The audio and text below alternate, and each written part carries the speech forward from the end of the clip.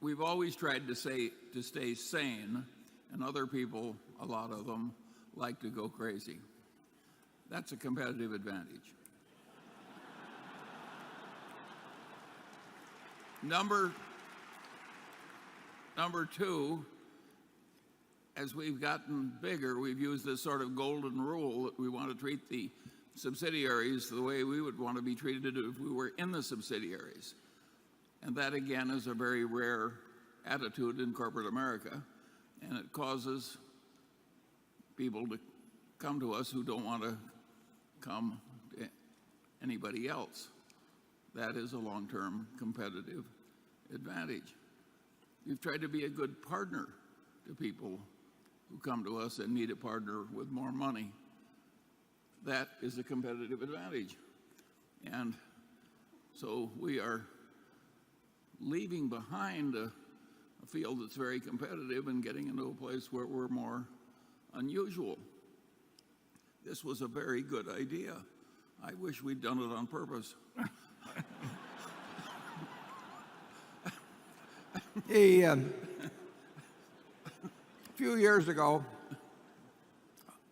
a person who's in this audience, I believe, came to me, and he was in his 60s, and he said that for about a year he'd been thinking about selling his business, and the reason he'd been thinking about it was not because he wanted to retire, and we very seldom buy business from people who want to retire. He didn't want to retire at all. He loved what he was doing, but he had an experience in buying a business a few years earlier from a family where he had known the fellow who had built it.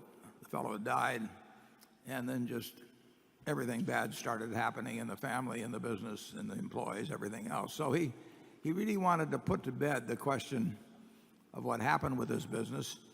It wasn't that he really cared a lot about monetizing it or having the money. He wanted to put his mind at ease that what he'd spent lovingly building up over 30 or 40 years was not going to get destroyed, or that his family would get destroyed if he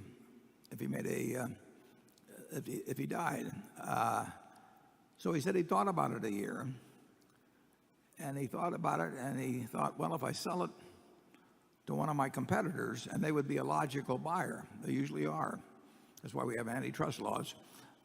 If he sold it to a competitor, they would come in, and basically they would put their people in charge. They would have all these ideas about synergy, and synergy would mean that the people that had helped him build the business over 30 years would all get sacked, and that the acquiring company would come in like Attila the Hun and be the conquering people, and he just didn't want to do that to the people that had helped him over the years. And then he thought he might sell it to some private equity firm, and he figured that if he sold it to them, they'd load it up with debt, which he didn't like, and then they'd resell it later on, and then so he would again have lost control. They might do the same thing that he didn't want to have happen in the first place in terms of selling it to a competitor or whatever it might be.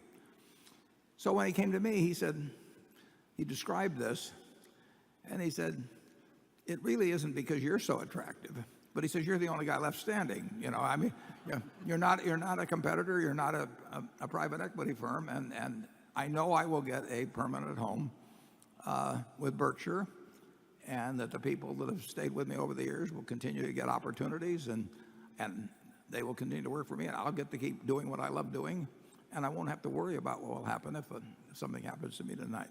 Well, that company's turned out to be a wonderful acquisition for Berkshire, and our competitive advantage is we had no competitors.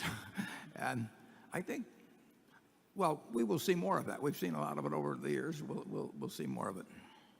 Charlie, any? And I don't think you mentioned the fact of developing a shareholder base too. That's different than we do look at shareholders as partners, and it's not something that a public relations firm wrote for us or anything of the sort. We want you to get the same result we get, and we try to demonstrate that in every way we can.